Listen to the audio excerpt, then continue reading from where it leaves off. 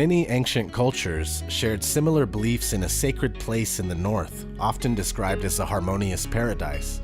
The Norse would call it Agartha. For Hindus, it's referred to as Paradisia. The Greeks knew it as Hyperborea. The Celtics called it Avalon. Buddhists call it Shambhala, and in the Bible, it's referred to as the Garden of Eden. That's just a few of the names. In fact, this place has been dubbed the Land of 1,000 Names. At the center of this paradise is the Axis Mundi, also called the Cosmic Axis, World Axis, World Pillar, Center of the World, and World Tree.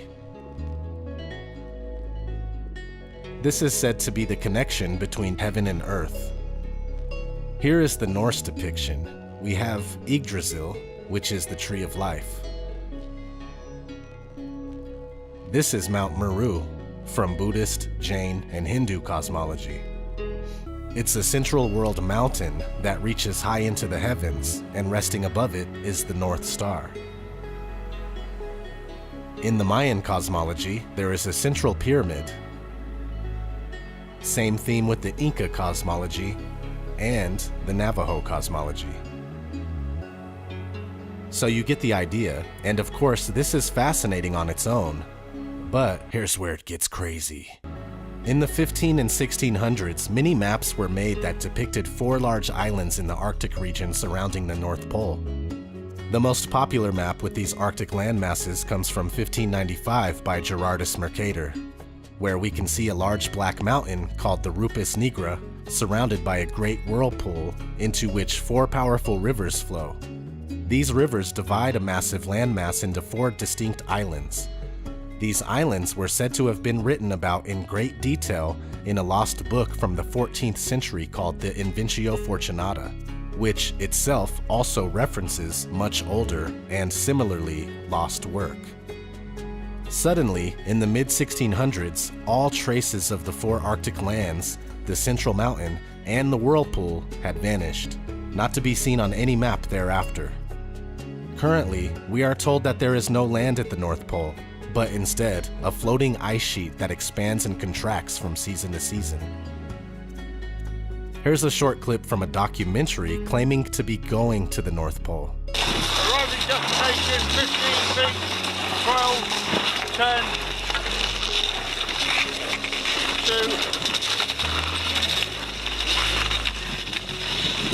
2. North Pole. Top of the world, guys. Top of the world. We'll get that in a minute, Jake. How cool is that? So what do you think? Is the real North Pole being hidden from us? Are they hiding land at the center of the Earth? Is that why we are told about Santa Claus at an early age, and it's conveniently related to the North Pole so that when we inevitably find out that Santa Claus is total BS, we also dismiss the North Pole? Not that it doesn't exist, but we just kind of forget about it along with Santa Claus. Sure feels that way. And as usual, the truth seems to show up in plain sight in Hollywood movies. I just watched the new movie The Dark Tower, based on the Dark Tower book series by Stephen King, and sure enough, it was all about the Axis Mundi. You draw with a good hand.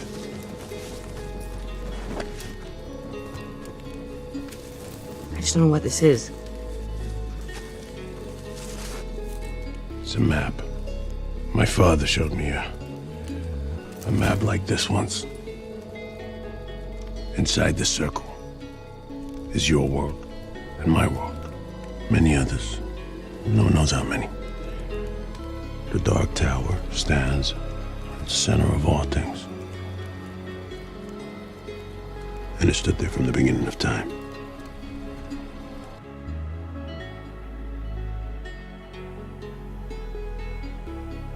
Dark Tower equals Rupus Nigra, or the Black Rock. And in the movie, a young boy goes to another dimension called Midworld, and the only reason he's able to get in is because, quote, his shine is pure. That's a prerequisite in a lot of the North Pole paradise mythology we were discussing earlier.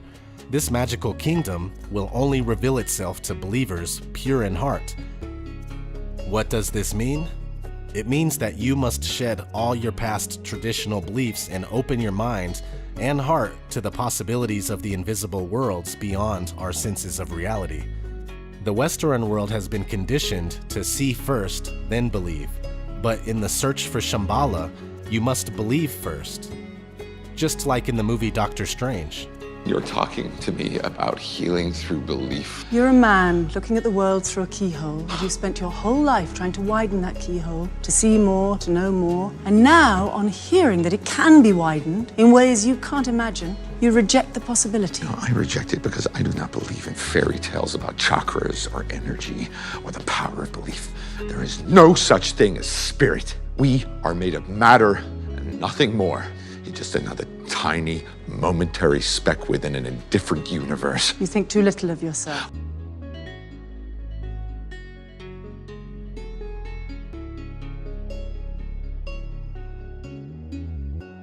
In the Wonder Woman movie, the guys are on the ocean, it's dark and foggy, then suddenly they poke through to see a beautiful hidden land.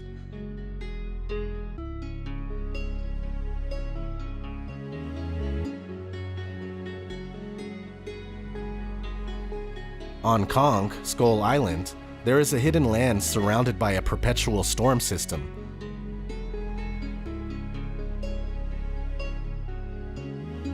When the people finally get there by way of helicopter, you can see the Aurora Borealis. So there we have a hidden land in the Arctic connection.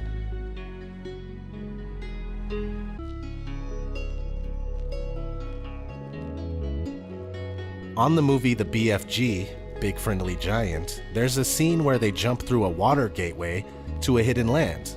And again, we see the Aurora Borealis in the scene.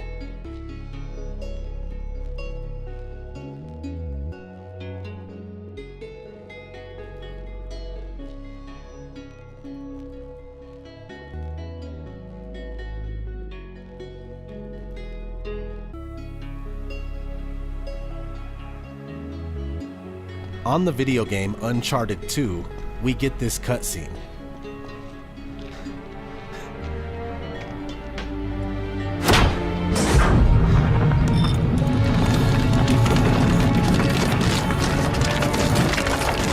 Whoa. That's amazing. Chloe, I know where that is. Let me use your back. Which means...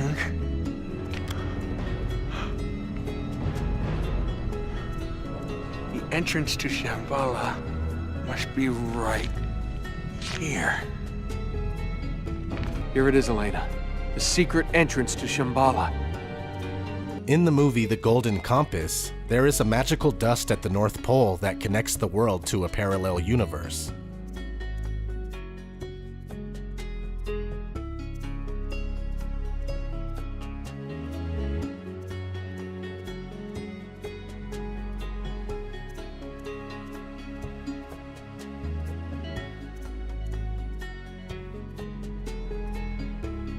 That movie, The Fountain, was a weird one. Have you ever seen that?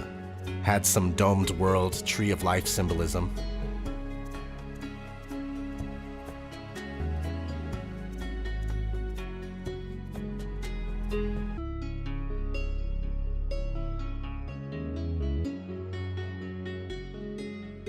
Here's one that I didn't catch until recently, but during the credits, the end credits of the first Thor movie, it has the mountain reaching the heavens, depicted in the Yggdrasil Norse Tree of Life cosmology.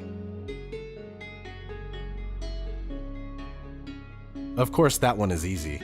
Thor is obviously full of Norse concepts.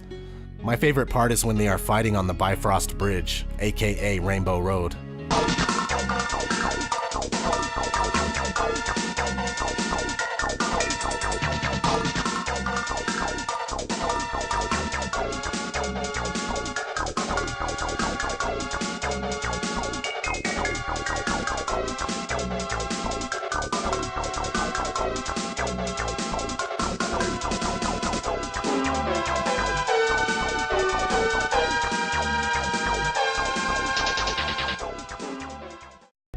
If you don't get the joke, then you need to play some Mario Kart.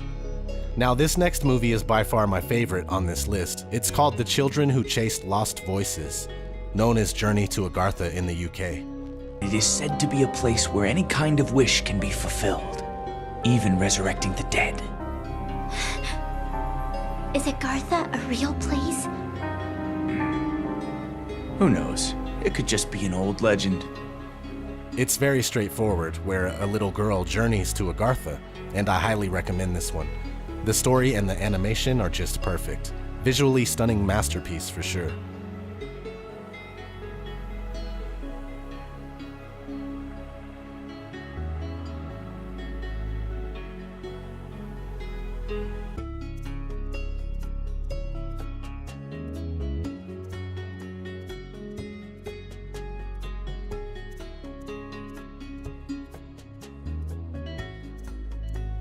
So I'm gonna get out of here. Hope you enjoyed this video, and I have to say that I barely scratched the surface on this.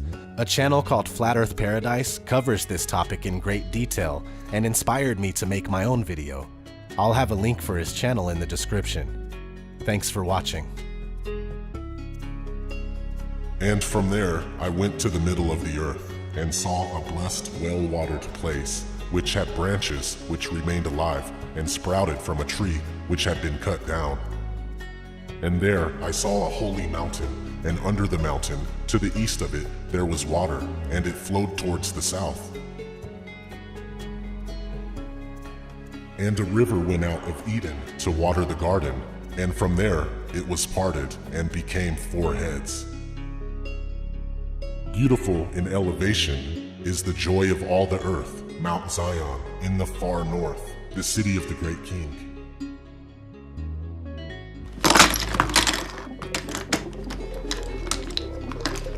What's exciting about this? Well, they're all facing north, right? Yeah, so? The needle's naturally drawn to the Earth's magnetic North Pole. Meaning, if we follow the compasses north? They should lead us to the gate.